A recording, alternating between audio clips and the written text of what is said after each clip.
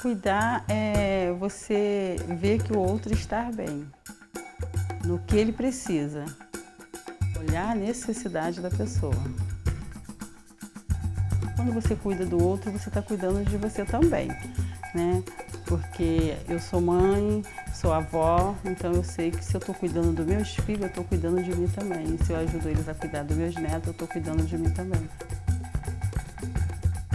Eu trabalhei muito tempo na Zona Sul, sempre acordando muito cedo, pegando trem, metrô, né? E chegando em casa sempre muito tarde. E aí eu não tinha uma visão de Japeri que eu tenho hoje em dia. Quando eu passei a trabalhar menos na Zona Sul, eu passei a ter mais tempo, um pouco, para conhecer meu município.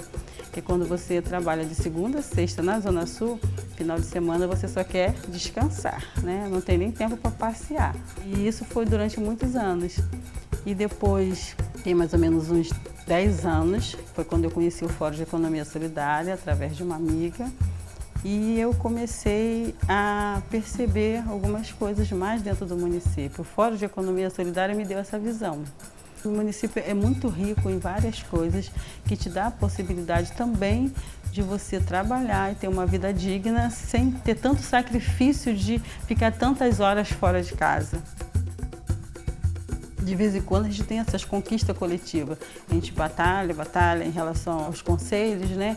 E vai a primeira, a segunda, tem a terceira reunião, a quarta, e às vezes parece que não vai dar certo. E às vezes a gente conquista algumas coisas para dentro do município e aí isso faz com que a gente fique feliz, né? É isso que a gente quer, melhorar um pouco mais, para que essas pessoas possam ter um pouco mais de dignidade. Eu não consigo cuidar sozinha, então tem que ter o coletivo.